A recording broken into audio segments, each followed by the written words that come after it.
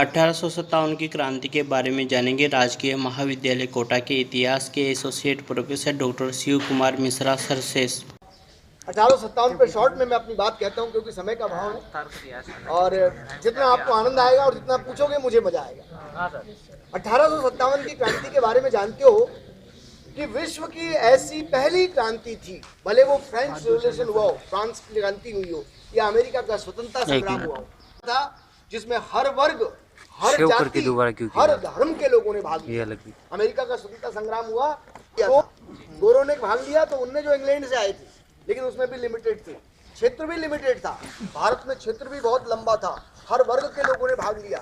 वर्ग मतलब जाति भी, वर्ग मतलब बाय प्रोफेशन भी, चाहे वो मजदूर हो, किसान हो, जमींदार हो, राजा हो, दलित हो, आदिवासी हो, जनजाति भाई हो या कोई भी हो, ब्राह्मण हो, राजपूत हो, सब वर्ग के लोगों ने, और सब जगह, चाहे मणिपुर हो, चाहे आपका महाराष्ट्र हो, सतारा, चाहे अपने कोटा हो, चाहे जोधपुर हो, चाहे अवध हो, यूपी या पंजाब हो, सब जगह 1857 की क्रांति में विद्रोह हुआ। और 1857 की क्रांति में मैं आपको शुरुआत, पहले तो घटनाएं बता दूं, 2-3 घटनाएं हुई हैं जो आपको पता होनी चाहिए, क्योंकि चूंकि समय का अभाव है इसलिए अपनी बात में समेटते हुए चलूंगा। आपको पता होगा जब 1857 की क्रांति कोटा में हुई थी, तो कोटा में महाराज यहाँ के जो थे शासक, हाँ जी, कोटा की बात कर रहा हूँ, राम सिंह द्वितीय। उस समय राम सिंह द्वितीय क्रांतिकारियों के साथ प्रारंभ में थे, लेकिन बाद में क्रांतिकारियों ने उनको ही किले में बंद कर दिया, लेकिन चोरी छुपे उनके मन में भारतीय क्रांतिकारियों के प्रति भावना थी। और आपको बता दूं, ये हर्बर्ट कॉलेज, यहाँ क्रांति की घटनाएं हुई है। ये हर्बर्ट कॉलेज था पहले, अपना गवर्नमेंट कॉलेज, और जहाँ अभी महाराज का परिवार रहता है, इजराजे सिंह जी का, वहां पर अंग्रेज रहता था, और अंग्रेज जो प्रतिनिधि था उसको कहते थे पीए, पॉलिटिकल एजेंट। क्या बोलते थे? Political agent. और उसके ऊपर होता था AGG, agent to governor general, जो का हेड, जो आजकल राष्ट्रपति होता है, वो बोलते थे गवर्नर जनरल। और उस समय गवर्नर जनरल था लॉर्ड कैनिंग, अंग्रेज था। और उसके बाद उनके एक पॉलिटिकल एजेंट होते थे, जैसे राजस्थान में पॉलिटिकल एजेंट था। और उसके बाद फिर इन राजस्थान के जो छोटे छोटे राज्य थे वहां उनके पीए होते थे, पॉलिटिकल एजेंट, अंग्रेज। और वो एक पॉलिटिकल एजेंट था यहाँ बर्टन, और आज जो इजराजे सिंह जी रह रहे हैं उसमें बर्टन रहता सर। तो सामने जो 2 कमरे वहां डॉक्टर सेडलर रहते थे ईसाई, और महाराज रहते थे गढ़ में। तो यहाँ पर 2 जियालाल और रतनलाल नाम के 2 व्यक्ति थे, उन्होंने अंग्रेजों के विरुद्ध क्रांति की भावना भर दी। तो मेजर बर्टन ने कहा महाराज को कि इन दोनों को अपनी सेवा से निकाल दो, रतनलाल और जियालाल। लेकिन महाराज ने ऐसा नहीं किया और अंग्रेजों को कह दिया ये मेरे बस में नहीं है, ये विद्रोही हो गए, बागी हो गए। और 2 लोग थे जिन्होंने क्रांति शुरू की यहाँ पर। कौन थे 1857 की क्रांति में यहाँ के मुख्य नेता? जियालाल। उसके बाद 2 बताओ नाम। नहीं, कोटा की बात कर रहा हूँ। कोटा के रहने वाले हो? नहीं बोला, सही बोला। मेहराब खान। और एक कोई कायस्थ था, कौन? जयदयाल। तो ये मुख्य थे मेहराब खान और एक कायस्थ, दोनों जयदयाल जिसको अपन कहते हैं। ये 2 व्यक्ति मुख्य थे यहाँ की क्रांति में। और ये क्रांति में जब बर्टन यहाँ रहता था तो इन्होंने क्या किया, सब शुरुआत ऐसे होती है। मैं कोटा में बर्टन को क्या किया गया था आपको पता है कि यहाँ बर्टन का सिर काट दिया गया। ये 2 लोग मेहराब खां और ये चढ़े सीढ़ी लगाकर ऊपर गढ़ में, अपने ये रहते, वहां पर बर्टन रहता था, वहां चढ़े और ऊपर चढ़ के सबसे पहले तो उन्होंने डॉक्टर सेडलर को मारा और सेडलर को पूरी कोठी को घेर लिया कोटा की। अपने इसको कोठी को मतलब ये जो अभी विजयराजे रह रहे हैं उस समय ये रेजिडेंसी कहलाती थी, जो आजकल राजभवन कहलाता है। इसको घेर लिया और घेर कर ऊपर चढ़े, कई लोग मारे गए, अंत में चढ़ गए और मेजर बर्टन को पकड़ के लाए और उसका गर्दन काट, और उसकी गर्दन को काट कर पूरे कोटा शहर में घुमाया, पूरे कोटा में गर्दन। कितना विभत्स दृश्य होगा, क्यों ऐसी भावना आ गई क्रांतिकारियों में, ये सोचने का प्रश्न है। और उसके पूरे इन दोनों ने मिलकर, मुख्य नेता ये 2 ही थे, जयदयाल का भाई भी था एक, और भी लोग थे कई, लेकिन ये 2 लोग मुख्य थे, मेहराब खां जयदयाल। इन्होंने लेकर पूरे कोटा में उसके सिर को घुमाया। और आपके घर के सामने एक नीम का पेड़ है, उस पेड़ पर, हालांकि वो पेड़ पता नहीं कि 150 साल का है कि 200 साल का है, वो नहीं होगा तो उसकी शाखाएं उग गई होंगी, लेकिन वहां नीम का पेड़ था और उसके ऊपर उसको टांग कर उसके गर्दन को और तोप से उड़ा दिया। मतलब उसकी बॉडी भी नहीं थी तो उसकी बॉडी दी और दफनाया गया। ये कोटा की घटना है। जोधपुर में भी ऐसे ही हुआ। जोधपुर में एक पाली के वहां का अंग्रेज रेजिडेंट था मैकमोसन। तो मैकमोसन था, वो अत्याचार करता था। तो जोधपुर का राजा तो अंग्रेजों से मिला हुआ था, लेकिन जोधपुर रियासत की एक छोटी सी जागीर थी आहुआ, जो आजकल पाली जिले में आता है। आहुआ या आहुआ एक ही बात है। वहां का ठाकुर था, राजपूत राजा जमींदार खुशहाल सिंह।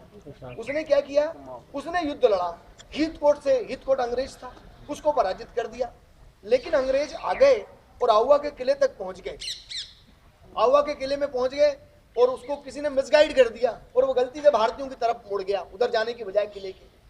और बाद में ऐसा कहते हैं कि उसका भी सिर काट दिया गया। हालांकि इस पर विवाद है, सिर काटा या नहीं काटा, लेकिन उसको मारकर और दीवार पर आहुआ के टांग दिया गया सामने कि लोग देखो अंग्रेजों का ये हर्ष होता है जो भारतीयों पर अत्याचार कर रहे हैं। आहुआ के किले पे दीवार दरवाजे पर, मेन दरवाजे पर टांग दिया गया और लोगों को ला के दिखाया गया कि जिस अंग्रेज से डर रहे हो उसकी दुर्गति देखो कैसी हुई है। तो ये घटनाएं कुछ राजस्थान में हुई, कहाँ पर, आहुआ में और यहाँ पर। अब प्रश्न उठता है कि अचानक कैसे घटनाएं शुरू हो गई और कहाँ कहाँ क्या हुआ। एक्चुअल में इसकी शुरुआत अगर अपन माने तो एक मंगल पांडे नाम का व्यक्ति था। फिल्म हाँ सर, हाँ देखिए मंगल पांडे 29 मार्च 1957 को उसने 2 अंग्रेजों को गोली मार दी। बैरकपुर, बंगाल, पश्चिम बंगाल में आता है। वहां पर बाघ 1857 की क्रांति की बात कर रहे हैं। हाँ, जो भी आए वो 1857 ही समझिए, 1857।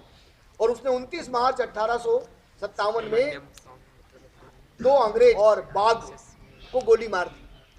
अब प्रश्न उठता है और भी मारे, नए नए शोध हो रहे हैं, क्यों मार दी। उसका कारण क्या था कि अंग्रेजों ने एक नई एनफील्ड राइफल लॉन्च की थी, राइफल बंदूक।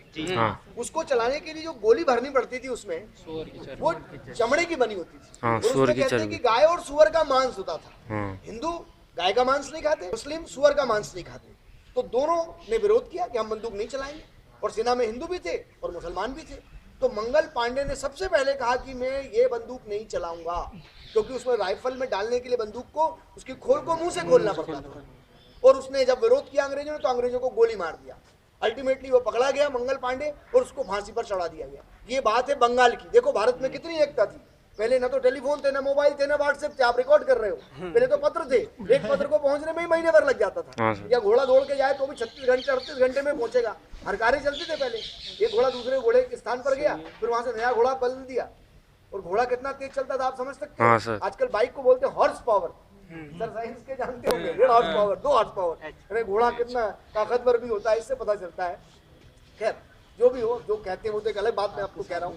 तो वो कहने का मतलब कि वहां से बैरकपुर की घटना की सूचना मेरठ पहुंची। कहाँ पहुंची? मेरठ। और उसकी घटना नसीराबाद पहुंची, अपने राजस्थान में।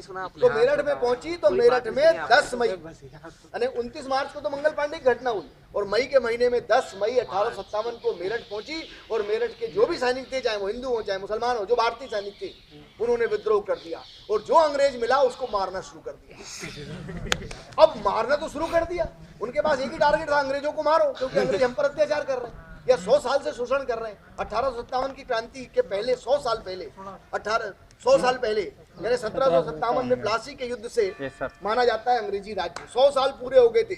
योजना पहले से चल रही थी। रंगोजी बापू, अजीमुल्ला खां, नाना साहब का दीवान था अजीमुल्ला खां, वो और रंगोजी बापू महाराष्ट्र के थे। ये लोग लंदन गए थे और गांव-गांव में रोटियां बांटते थे, कमल के फूल बांटते थे। वो लोगों को कहते थे, संकेत था ये कि आप क्रांति के लिए तैयार हो, क्रांति होने वाली है। क्रांति की तिथि आगे थी, लेकिन क्रांति उसके पहले ही हो गई।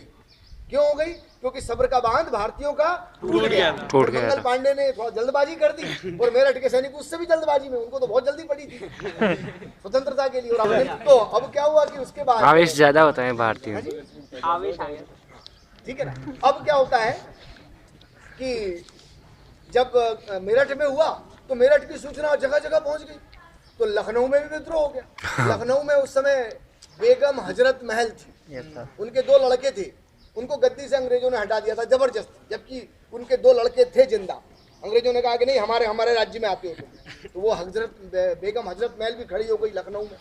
कानपुर में नाना साहब रहते थे, नाना साहब की पेंशन बंद कर दी और उसके बाद अंग्रेजों ने ये कह दिया कि इस आदमी को जो पकड़वाएगा उसको 1 लाख रुपए इनाम दिया जाएगा। अखबार में इश्तेहार निकला और कहा गया 36 वर्ष का एक ब्राह्मण है और जिसकी लंबी कद काठी है, कान में कुंडल पहना हुआ है, जो इसको पकड़वाएगा उसको 1 लाख रुपए दिया जाएगा। निकला है मेरे पास उसके सबूत भी हैं, आर्काइव बीकानेर में मिल जाएंगे आपको, दिल्ली में मिल जाएंगे। और बोले ये छोटी कटकाली की महिला है, महाराष्ट्रीयन वस्त्र पहनती है, इसके साथ एक कान कटा हुआ व्यक्ति मिलेगा आपको, जो इसको पकड़ाएगा उसको 1 लाख रुपए इनाम दिया जाएगा। 1 लाख रुपए बहुत बड़ी इनाम होती थी। तो वो नाना साहब जो बिठूर में कानपुर में रह रहे, का बचा हुआ पार्ट जल्दी ही अपलोड कर दिया जाएगा। वीडियो पसंद आया हो तो लाइक करें, शेयर करें और सब्सक्राइब करें। जय हिंद।